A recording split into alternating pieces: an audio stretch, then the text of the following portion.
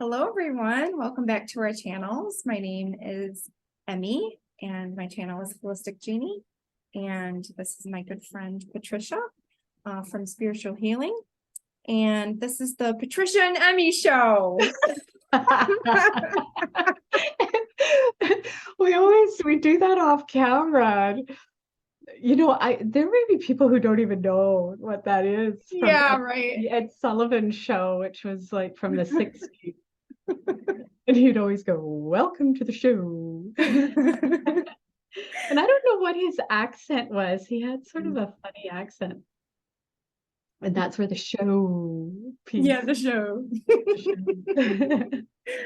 Oh my goodness. Oh yeah. So if you're younger than us and don't know what the Ed Sullivan show is, you can Google it.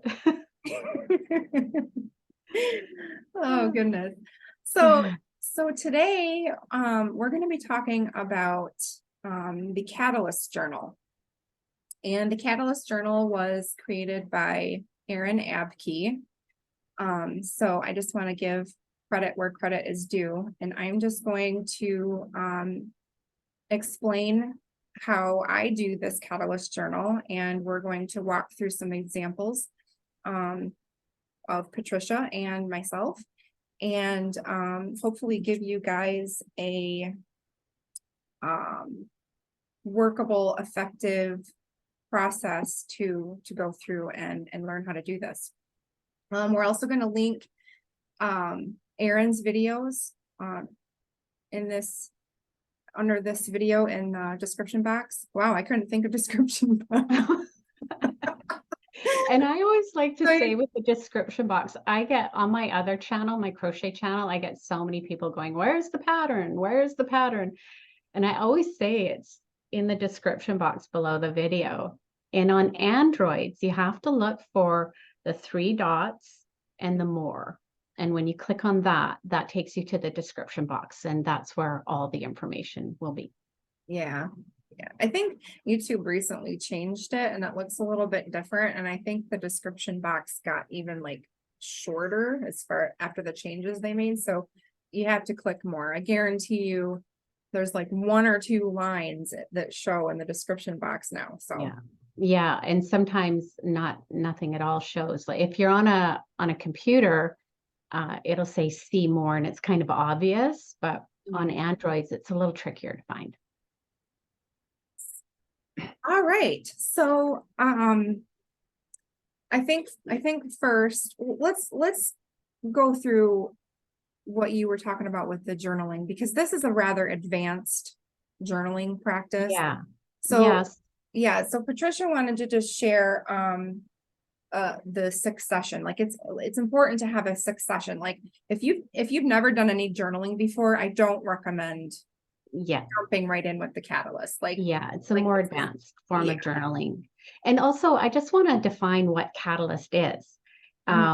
So, what some people will say, well, what's a catalyst? Well, catalysts are basically anything in your life that causes suffering. So, it can be mental, emotional, it can be physical suffering, but, catalysts are like they're the tests, the challenges for us in our life to evolve past whatever that challenge is. And often what people do is they run and hide from catalysts. They don't want to deal with catalysts. And they would sooner like project and blame others for everything that's gone wrong in their life, or things that have happened. It's easier to say, no, you did this, rather than looking at it as an opportunity to see that there's a lesson in there, and there's a lesson that is going to help you graduate from one level of awareness to a higher level of awareness. And it's just like going through school. It's like, when you're in school, you're learning new things, and you have to take exams, and you're not going to go from grade 2 to grade 3 unless you overcome those challenges and learn what you're meant to learn. And so that's what catalysts are for us in our life. And they're there to teach us, and we want to take advantage of them. They're powerful learning tools. They're really great opportunities. And in the Course of Miracles, they say, yeah, your greatest catalysts, which are usually relationships, um, you know, cherish those, because it's that desire to transcend the suffering of that relationship that will help you grow and actually transcend it. Yes. And typically most of us have one type or several types of catalysts that repeat throughout your life. So if you've had a certain type of relationship repeated throughout your life, or if you've had a certain type of experience and you keep re-experiencing that, that is a life lesson that God, source, your higher self, whatever you want to choose to call your higher power, is bringing to you because you wanted to learn that, right? So if something, Your soul wanted to learn, yes, not the personality, but yeah, the not part the of us that ego. is evolving. Yeah. Good. Hmm. Okay. Okay. So, and then, so we talked about catalysts. So with journaling, typically we start out just by doing something simple, like writing about our day and what may have happened. And then as we progress with journaling, you can get more in depth, and working on identifying emotion and what evokes that emotion. Patricia, you had a really good book, didn't you? Yeah, Kind of- that's sort of more like a middle type of journaling. Like I see when people start journaling, and I know when I started journaling, I filled countless journals with just, it's almost like an initial purification process where you're just getting the gunk out. And at some point, it sometimes felt like I was almost like vomiting into the journal. And you don't want to lay this kind of stuff on other people. And if you had to pay a counselor, you'd spend a fortune.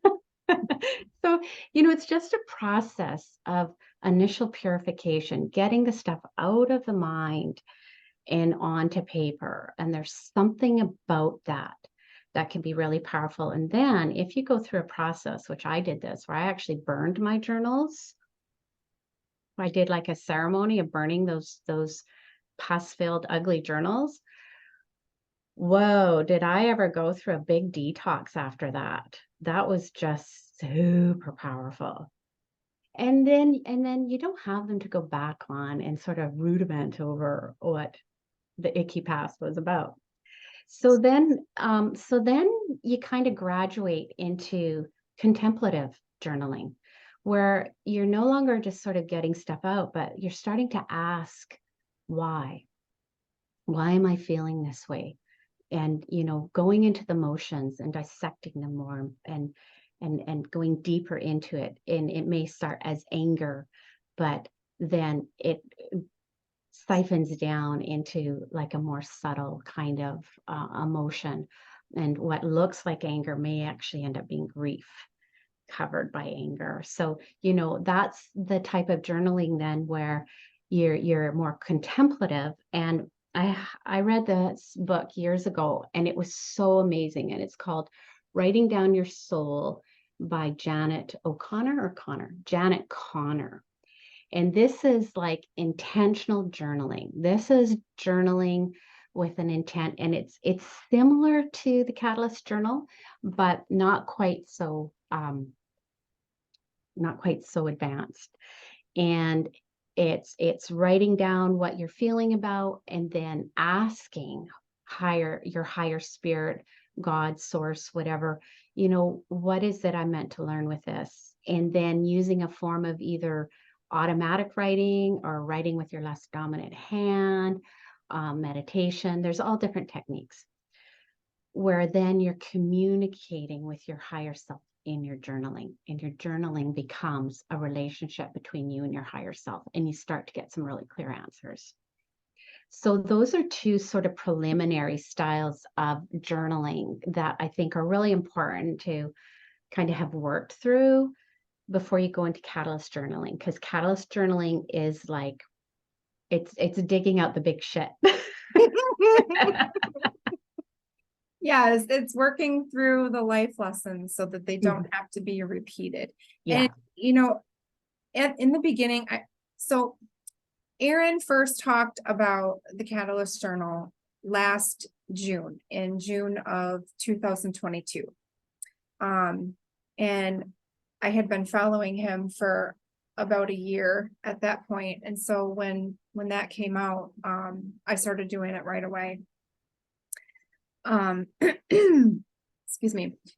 So I think it's important that first go watch his videos. Absolutely. I watched them like 5 times each. And it's a bit complicated too. So, it's a good idea to take notes and to sort of have a step-by-step process written down for yourself. Yes, Yeah. absolutely. Highly recommend pausing, taking notes, all that good stuff. So in order to have a good basis for doing the Catalyst Journal, we have to understand what the 3 beliefs of ego are. And the first belief of ego is that I am incomplete or I am lacking. And this belief is associated with the root chakra and is also associated with survival, the need to fill a lack. And the emotion that is correlated with this particular belief is sadness. And sadness can have a subset of different emotions that I would like to list off because, sometimes we don't know which category to put the emotion in.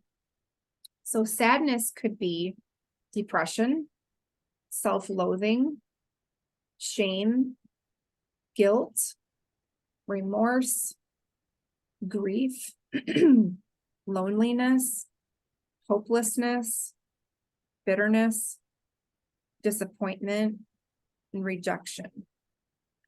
So there's a lot of emotions that can fall under each of these main emotions.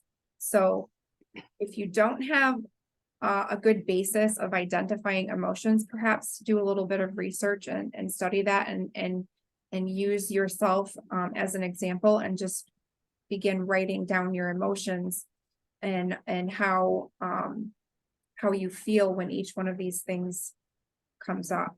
Yeah, and one of the videos that we're going to link to with Aaron is the video where he talks about these 3 blank beliefs, 3 beliefs. Thank you.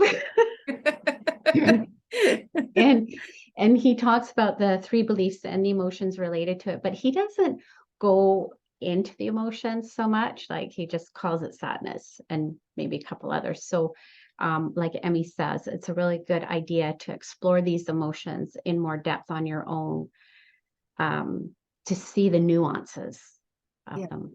Yes. So then the truth to counter this belief is that, sorry, I need my glasses. Oh, so much better. This sucks getting old. Okay. All right. So the truth to counter this belief that I am incomplete. What's up, kid? Well, go help yourself to a snack. I'm filming a video. You almost done. Actually, no, I just started. You can help yourself to a snack. Why you just started? Honey, you're on TV yelling at your mom. Like, that's not gonna look too good. Love you.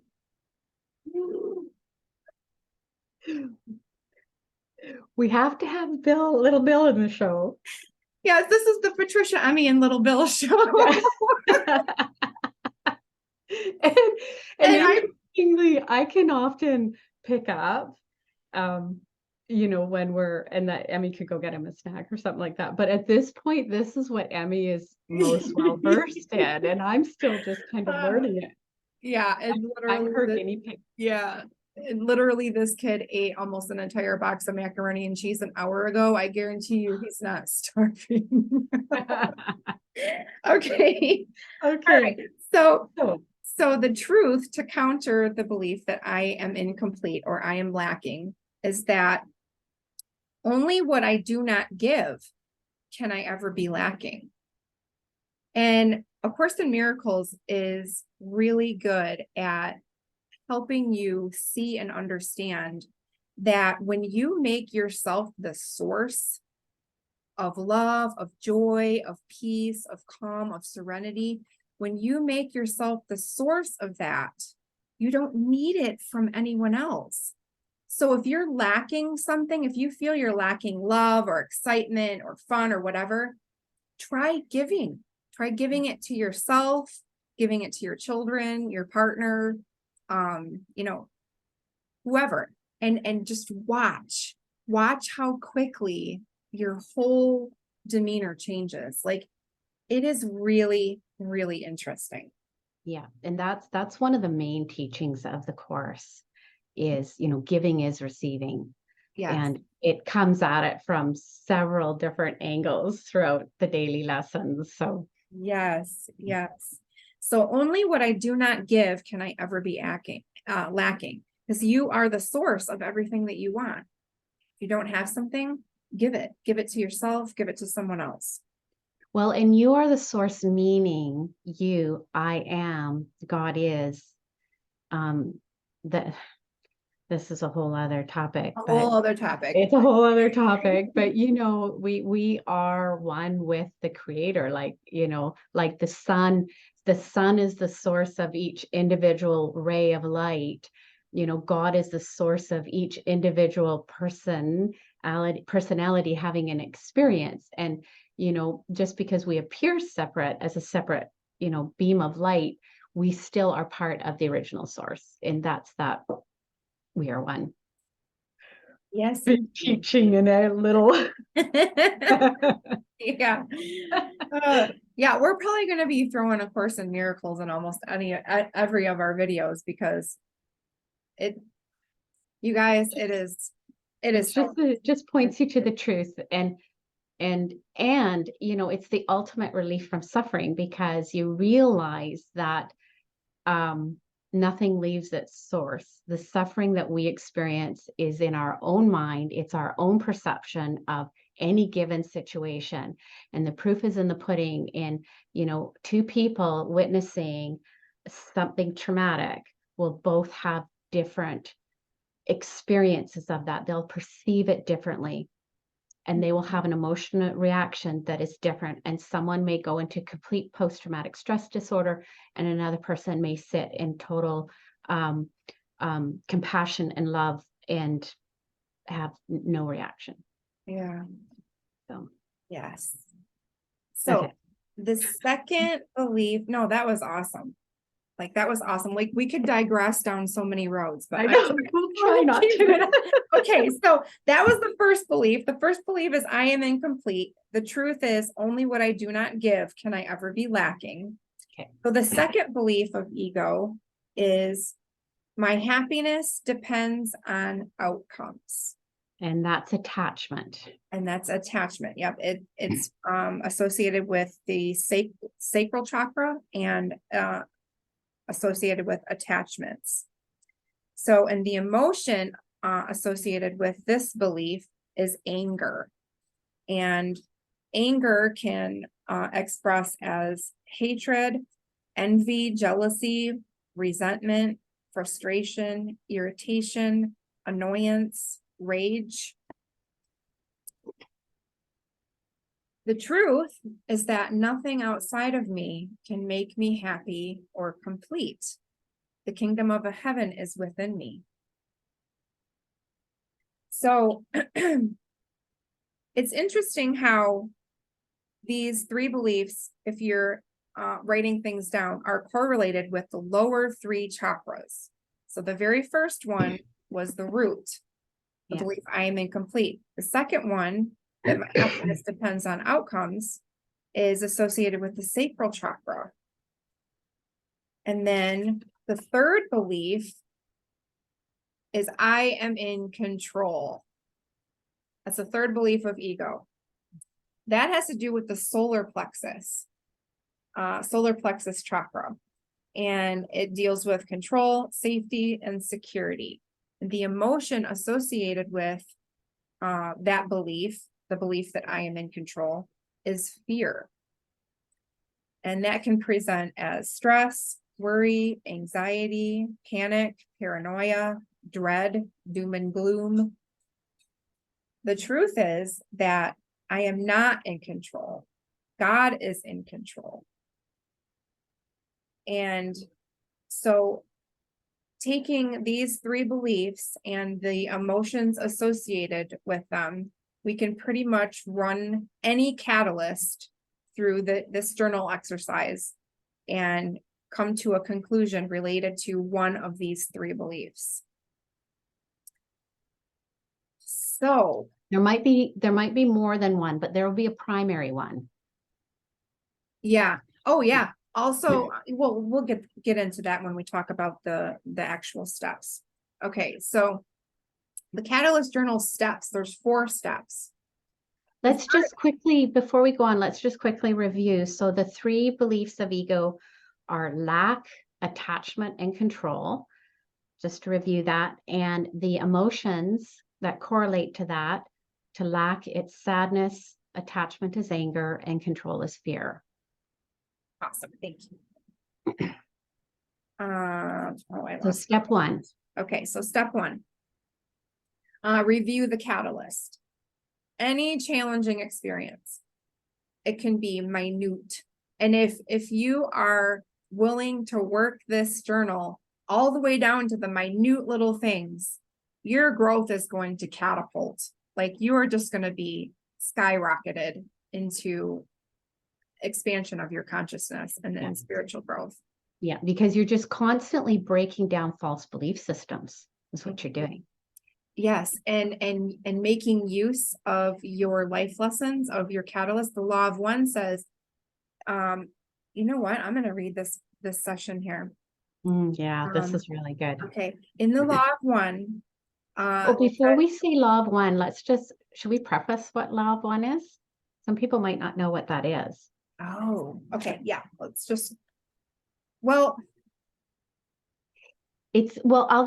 try to do a real summary of it. It's channeled material, like the Course in Miracles is channeled and other works are channeled. Abraham Hicks is a form of channeling.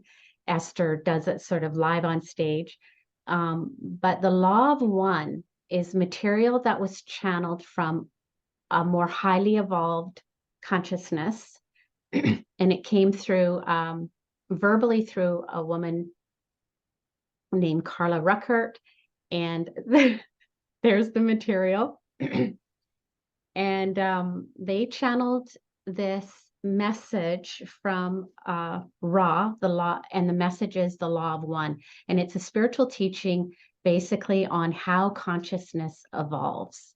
And it was done in the 80s. And there's L&L Research is the website where all of this content is. And it's really hard material to get your teeth into, but it basically explains the evolution of consciousness from like rock and matter all the way through to the highest density of consciousness. And how we as human beings our souls are moving through these densities. We're currently in 3rd density. The planet has moved into 4th density, but the humans are still in the chrysalis, so to speak. So it's a higher level of teaching. It takes a bit to get your head around it. Aaron Abke has a great playlist on the Law of One content, and he really simplifies it. He's brilliant. Yeah. So we'll link to that below too. Yes. Okay. Aaron is such a good teacher. A good teacher. Okay. All right. So there's 2 sessions that talk about catalyst and law of one. So Ross says that all uses of catalysts by the mind are those consciously applied to the catalyst. Without conscious intent, the use of catalyst is never processed through mentation, ideation, and imagination.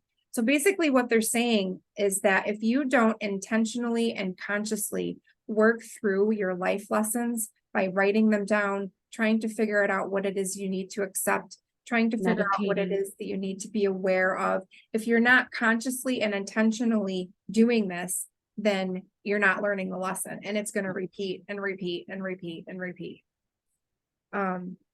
Yes, and the other one is session 66. That the session I just quoted was 93. So session 66, Ross says, catalyst is offered to the entity. So a life lesson is offered to a person. If it is not used by the mind, it will then filter through into the body and settle in the body. And we know from the book, The Body Keeps the Score, everything that happens, if it's not processed, will end up in the body and manifest as some form of physical distortion, an illness, an injury. So yeah, the more efficient the use of catalyst, so the more that you intentionally and consciously work through this stuff, the less physical distortion to be found. Yeah. So, and that's why actually that the physical distortion of body pain can later in life become a catalyst, because, you know, a lot of the catalysts that we may have encountered will have begun in childhood. And, you know, therein lies all that, you know, inner child work and that sort of stuff. And the traumas that occurred to us early in life before we had the tools or the knowledge to process them as catalysts now become our catalysts later in life, perhaps in the form of body distortions. And so, you know, either way, it gets you there. So, yes.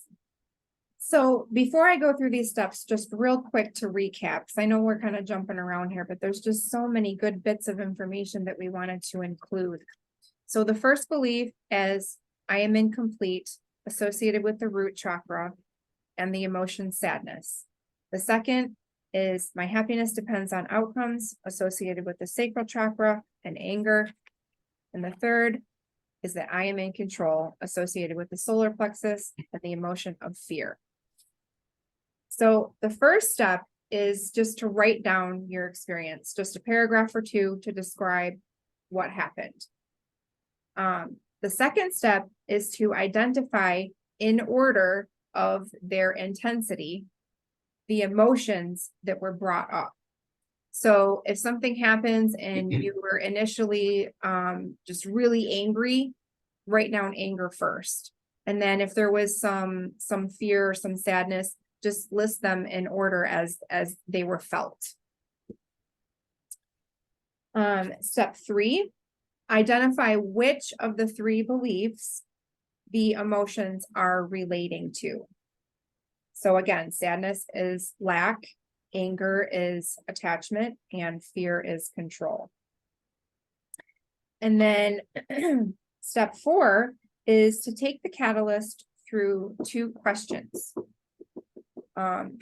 What is this experience asking me to be aware of within myself? Yeah, sure, sweetheart. What is this experience asking me to be aware of within myself? And that would be the masculine side of healing. And then what is this experience asking me to accept or forgive within myself? And that would be the feminine healing. So this type of journaling exercise is very balanced. It's very balanced. And I'm going to get to it in a minute, but it will catapult you. Like, I'm going to share my own personal experience with you of how this journal took my husband and I out of financial poverty, like within months. So those are the steps. Step 1, write it down. Step 2, identify and order which emotions. Step 3, identify which of the beliefs are relating to those emotions. And step 4, what is this experience asking me to be aware of? And what is this masculine? And what is this experience asking me to accept or forgive? The feminine. The feminine. Yeah. All right. So both. So we both share, have things to share, and I've got one, like we won't do it live. And again, we totally recommend either you rewatch this and take notes, or watch Aaron's where he goes into it in more detail. And so we both have some experiences of this that we'll share with you. Okay, so the one that I worked on was, my catalyst is extreme brain fog. And this brain fog has gotten worse and worse and worse, especially since we've been doing the Course of Miracles. And so I wrote about it being an ongoing problem, and it gets especially bad when I'm really tired. So if I have to like drive more than a half an hour, if I do too much work on the computer, if I'm having to figure something out, if I get stressed, if I get upset, I drop into such extreme brain fog that I can sometimes hardly talk. So it's very frustrating. And the very frustrating thing, this one was about, my cousin passed away, and I live on an island, and she lived on the mainland where I grew up, and her memorial is this coming weekend. And I can't go to it. And I know I can't go to it because I can't even drive an hour. And this would be like about a 4-hour commute and ferry ride, and then staying somewhere and being with a whole bunch of people, which would totally overstimulate my nervous system. And I'm really angry about that this limitation is preventing me from going. So that's what I wrote about. The emotions are anger. The most obvious emotion is anger. And the belief associated with that is attachment. And then there's the second emotion of fear. And the fear is more around not getting better. Like, I'm afraid that this might become a permanent state. And the belief around that is control. So then once I identified these, I journaled about it. And what was the experience asking me to accept and forgive in myself? It was the attachment to an outcome. Like, I want to feel better. I don't want to have this limited energy. I want to overcome this physical distortion, and I want to be able to do more. And then I went into meditation, and I got a really interesting answer. And the answer I received in accepting the limitation was, you're being given this issue because you have to stop doing. One of my big ego patterns is hypervigilance and overthinking and a very active mind. And that is a trauma response. And this doing and having to keep active and busy and having this hypervigilant mind is preventing me from being able to sit in stillness and preventing me from sitting in being. And I heard that you are being given this brain fog because you have to stop doing. You just have to stop doing. And that made a lot of sense to me. And it said that it will clear once you learn to quiet the mind enough, once you learn and break that pattern of the hypervigilant mind. So that was a big insight for me. And so what that has done is it's helped me to just go, okay, and accept that this is a temporary limitation until that pattern of hypervigilance can settle down to the pedal to the metal can just be lifted, and I can start coasting and just being in the presence of God, of consciousness, and allow myself to be guided through life instead of feeling like I have to do life. So it was a big lesson, that one was. Huge. Now, Patricia, if you were just going along and just trying to mold this stuff over in your mind, would you have gotten such an amazing answer and an understanding? No, I would have been stuck, and I have been stuck in the frustration and the anger of the limitation. And, and my husband, bless his soul, he's just this frequency holder. He's just can do stillness. Like it's just natural to him. And he always says to me, just sit down and shut up.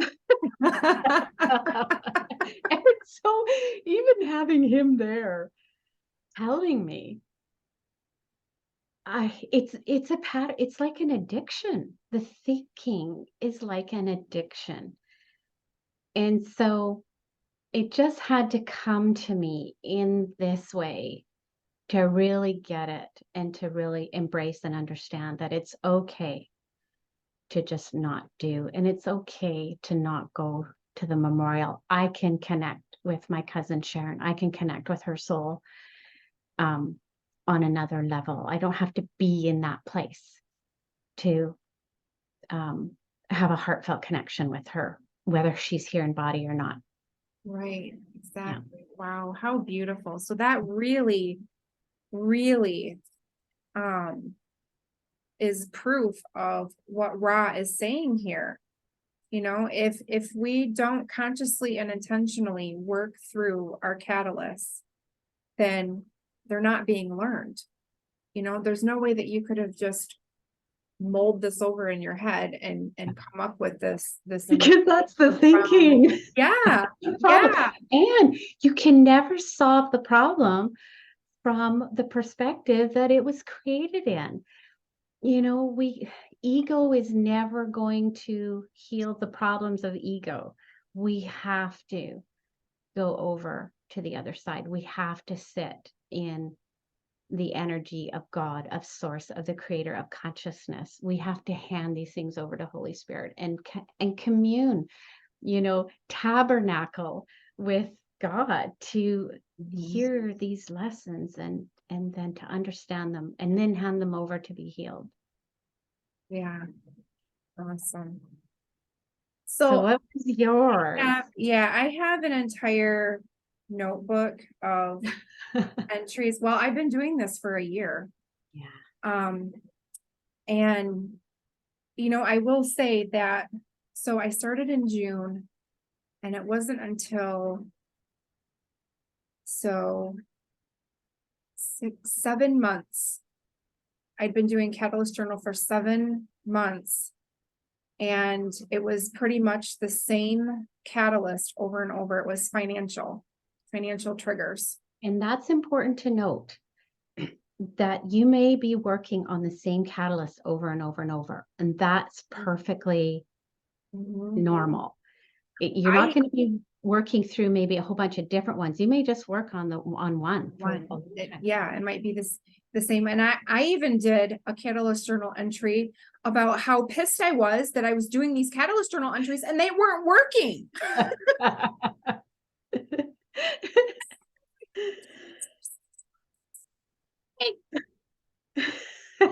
How's that for an ego fit? So I'm just gonna pick a random one. This is from last September. And now it was around this time that my husband and I had an epiphany. My husband wasn't doing this, but I was sharing this with him, so he was kind of getting it indirectly. he knows the three beliefs, so you go just by me talking about it so much. Okay. All right. So, So this was I- about 3 months after you had been journaling. yeah, so So yeah, 3 or 4 months after I started. yeah. started So doing another it. point is that you may not get results right away. Yes. Yes. But- How bad do you want it?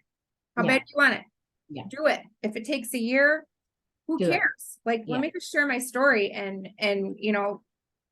oh gosh, it's just amazing. Okay. So, I looked at our joint bank account and saw that, some money was spent, over half the last week's check in 4 days.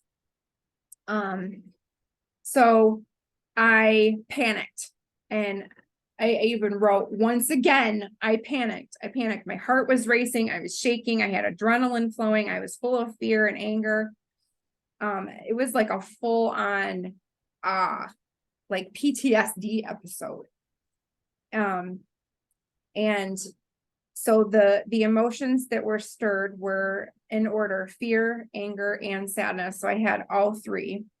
And that was pretty typical that all three would come up.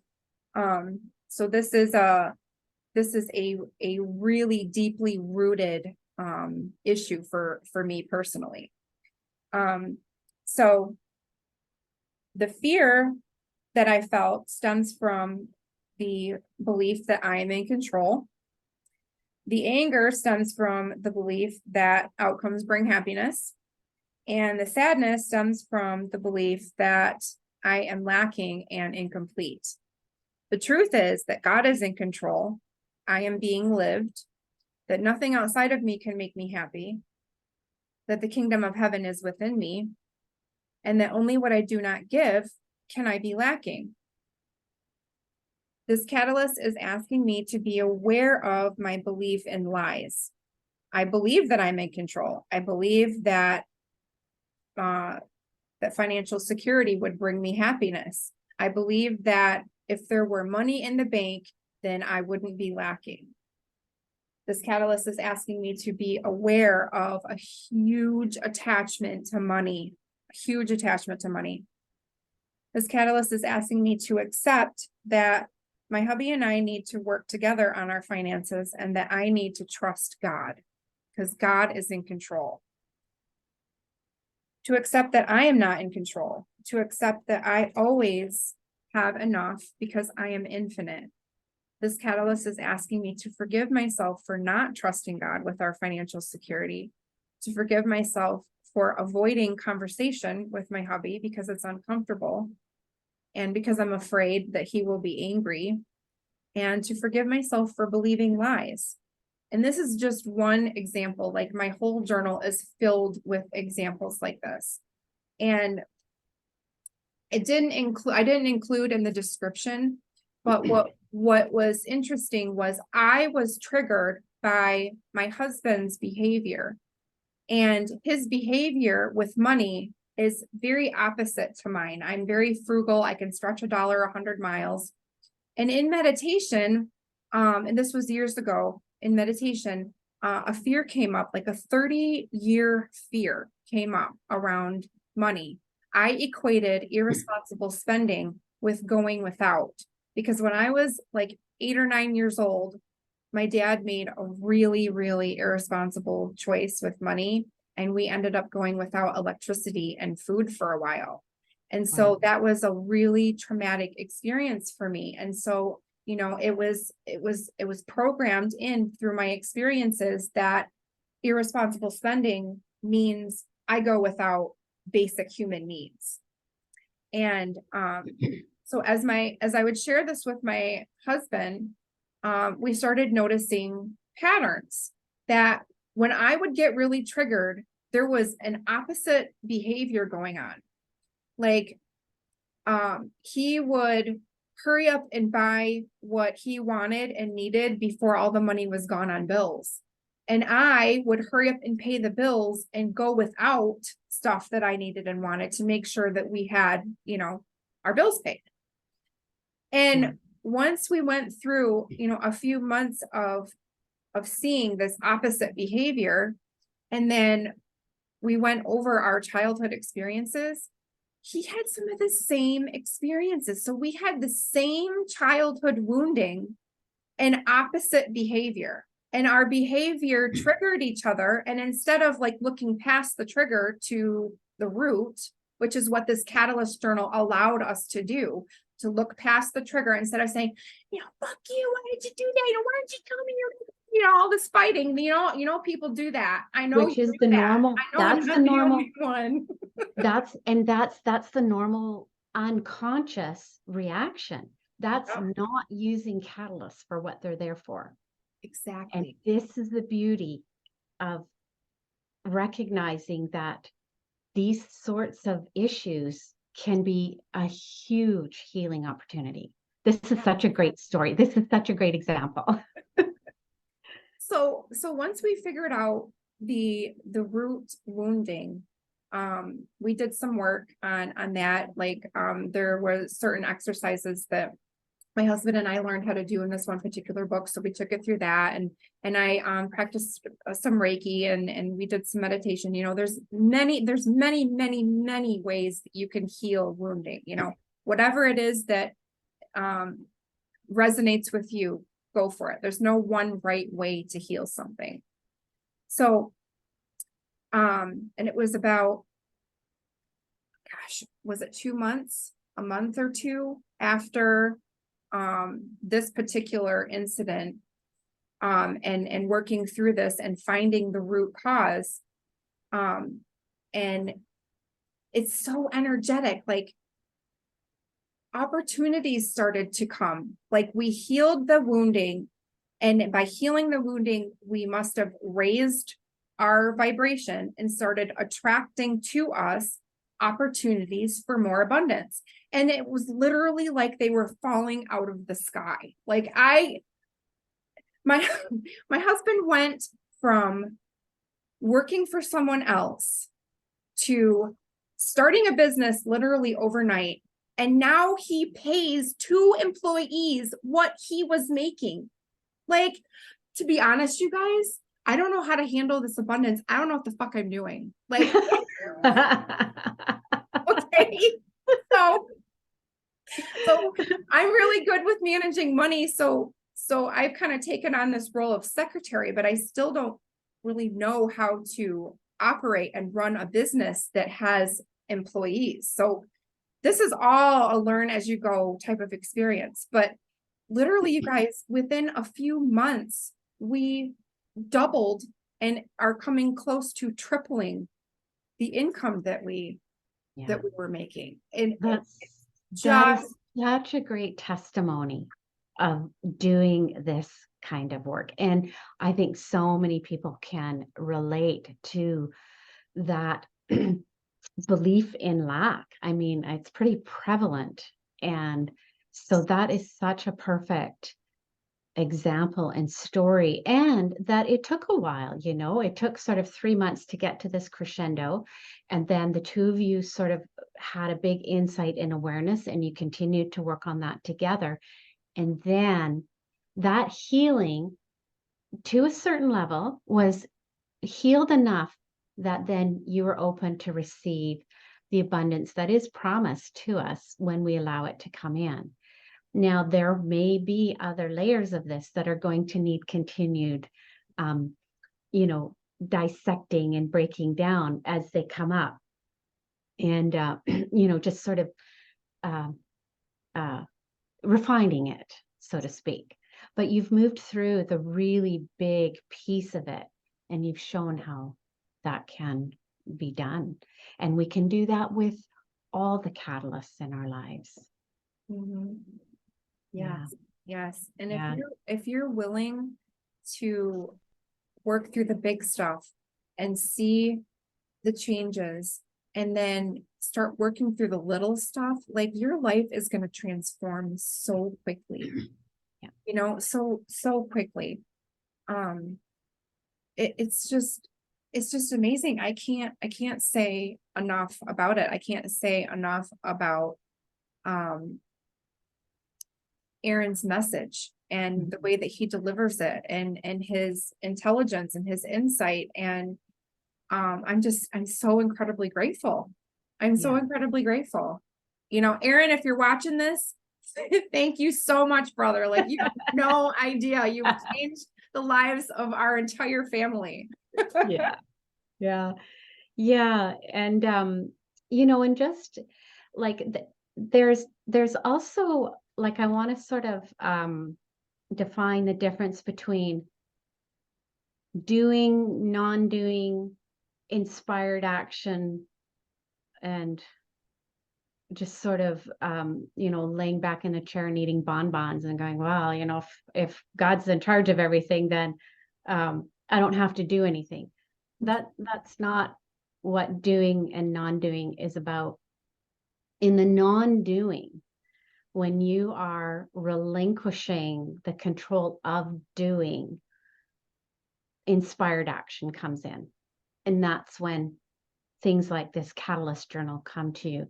Things like, picking up a book on spirituality, or joining a group, or, doing some sort of inspired action. There's a difference between inspired action and laying on the couch with bonbons expecting God to do everything. It's a co-creation. Yes. Yeah. Yes, indeed. So that was really great. Yes, awesome. Thank you so much, Patricia. It's lovely working with you. Yes, you too. And I'm new to this. Like, I didn't catch on to the whole Catalyst journal, and so I've just been going over the videos and working through it myself. And it's a bit awkward at first. But just keep practicing. And again, we'll put all the links below to Aaron's content, and we'll link to the Law of One too, in case you're interested in that. Yeah, absolutely. Yeah. And as always, blessings to everyone who has found us here and is on a similar journey. And we hope that you find some Some helpful, value. some value in this. Value, yes. Yeah. Thank you so much, everyone. Please And like, please share, please subscribe, Yeah. and we will All that see you next time on the Patricia and Emmie show. All right. Bye. Bye.